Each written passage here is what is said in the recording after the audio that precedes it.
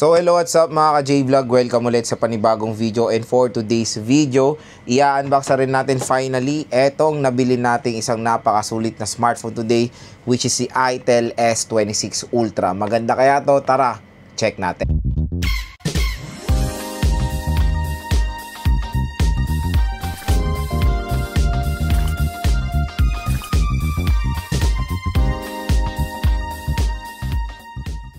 So yan, shoutout sa mga nakanood ng ating pagbili dito sa Itel S26 Ultra, and this time i-unbox na rin natin tong device na to. At yun nga, nabili ko to around 7,000 plus sa online, 7 to 8,000 plus, di ko ma-remember, pero ganoon naman yung range niya, at pwede nyo siya makuha ng ganyang price dito sa online. Eto, nandito yung view products natin sa Itel S26 Ultra. Dito lang kayo bibili na itong device na to dahil mura at bagsak presyo lang dyan, at meron pong special voucher na naghihintay sa inyo. I think ang SRP nito nasa 9 plus, pero pwede nyo siya makuha at possible price sa 8,000 or baka mas mababa pa, 7,000 pesos. So again, ito ay 256 gigabytes, and wag kayo malilin lang dito sa nakalagay na 16 gigabytes of RAM, dahil in reality, ito lang po yung RAM niya, yung napakaliit na 8 gigabytes of RAM na yan. 3D curve AMOLED display, 144Hz, 1.5K resolution, Itel AI phone. Meron siya mga specs sa likod na mamaya tatalakayin natin yan.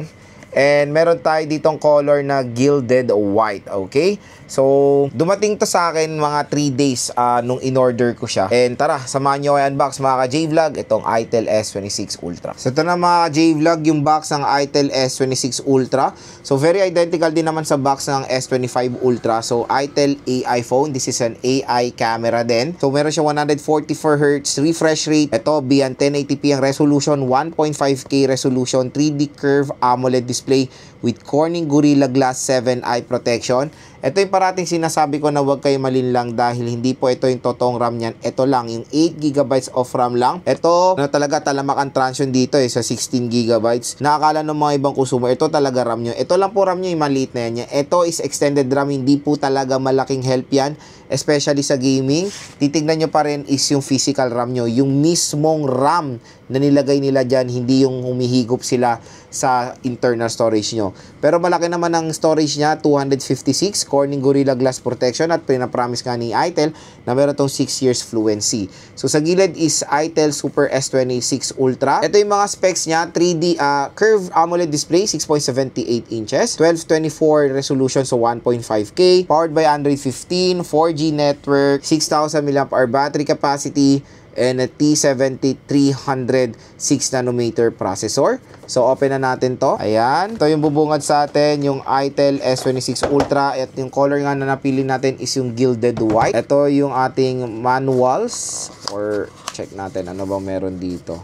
So yun, meron siyang free na tempered glass, pero yung tempered glass na to madali itong maalis nandun sa sa Infinix ko natanggal agad So licensed by Qualcomm, warranty policy, yung tempered glass na kasama niya, at meron tayong mga accessories for the tempered glass.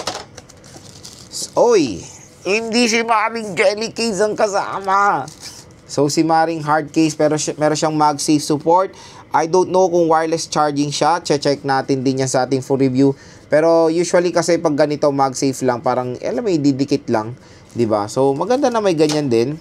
Meron tayong Type-C cable and yung kanyang charging brick na let's see. So it is a 18 watt fast charging brick siya. So yes, up to 18 watts lang kasi itong Itel S26 Ultra. Okay, check na natin yung smartphone.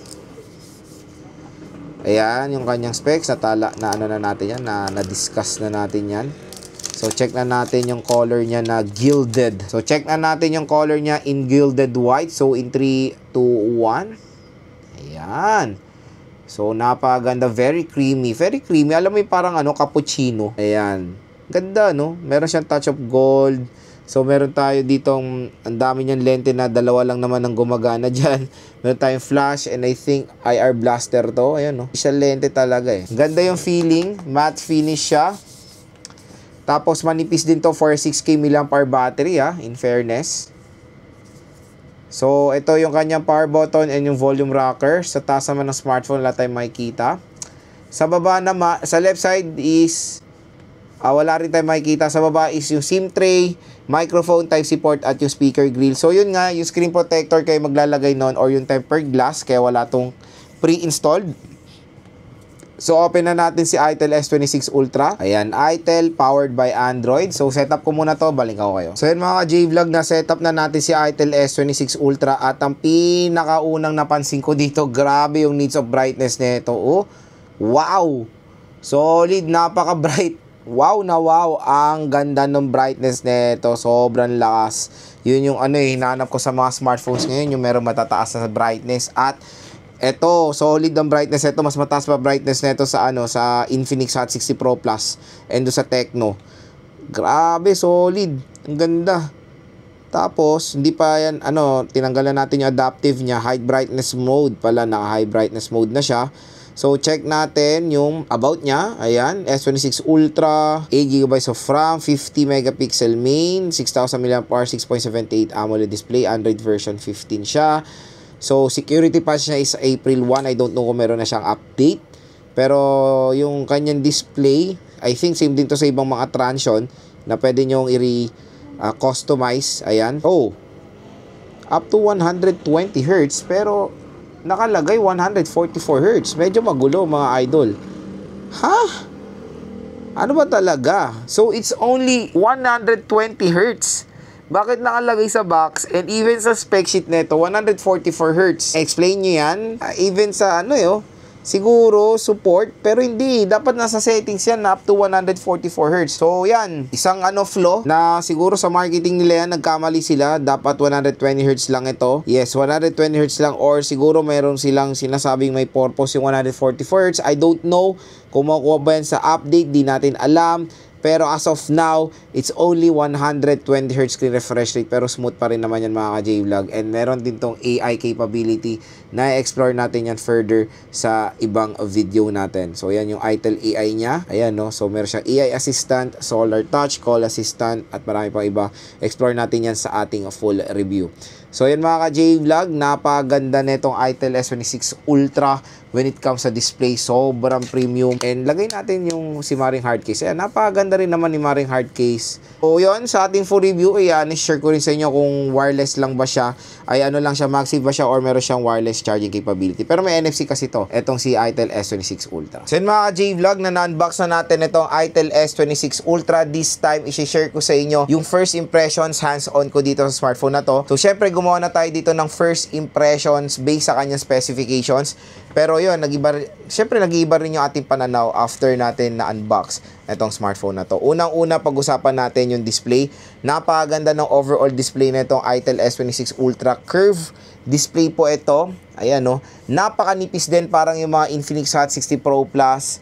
Ayan meron siyang slim design.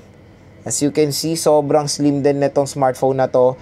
Curved display, 144Hz refresh rate. Naka-AMOLED display pa siya at 6.8 inches. So, napakaganda or very premium din ang kanyang display quality. And syempre, naka-in-display fingerprint scanner pa nga itong ITEL S26 Ultra. Ang maganda rin dito sa smartphone na to, yung kanyang design. So, yung design niya is very premium din. Ayan So, ang ganda rin ng gilded white. Meron siyang ganyang pa-effect na parang merong touch of gold and white. Very premium tignan. I think this is a triple rear camera setup. So, it is a dual rear camera setup. Yung iba dito parang design lang At ang maganda dito yung pangalawang lente nito, macro lens. Hindi na yung mga useless na depth sensor, AI lens. Ito po, nilagyan na nila ng mas useful na lente, which is macro.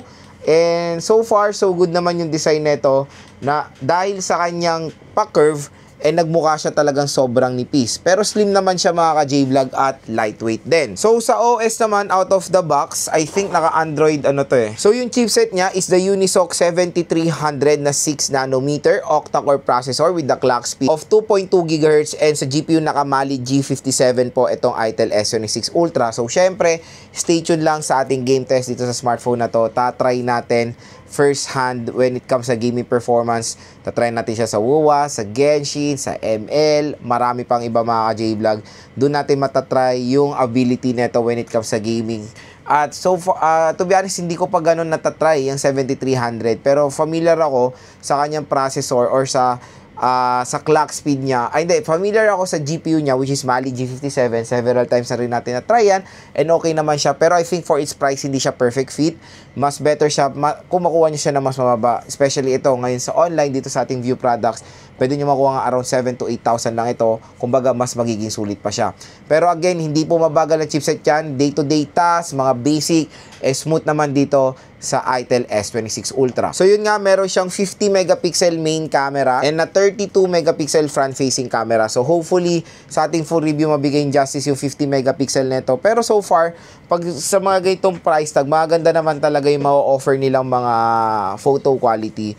Especially pag iti-take nyo to ng mga photos outdoor, di ba? Kaya abangan nyo na lang din sa ating full review itong si Itel S26 Ultra. Pero for its price, okay naman yung specs ng kanyang camera. Ang solid dito, yung battery, biruin mo 6,000 mAh to. Pero sad to say, it is only 18 watt fast charging siya. So yun lang yung major setback natin or deal breaker sa Itel S26 Ultra when it comes sa charging rate. Kasi again, for its price, usually dapat ang minimum 33 watts na kasi lalo na 6,000 mAh to. Pero nakakagulat, sa design and form factor nito, nakalagay sila ng 6,000 mAh battery capacity. Again, hindi po ito mabigat na smartphone. Mas mabigat pa yung Honor X7D and Honor X6C na meron mga 6K mAh battery din at matataba. Ito, nakakagulat, ang nipis, tapos 6K ang battery. So, napaka-solid ng ergonomics netong si Itel S26 Ultra. Very comfortable naman din hawakan netong smartphone na to. At when it comes sa battery, especially yan, asahan nyo na makakapag-provide din to na outstanding battery performance. Pwede siya for gaming, pwede siya pang work, all in.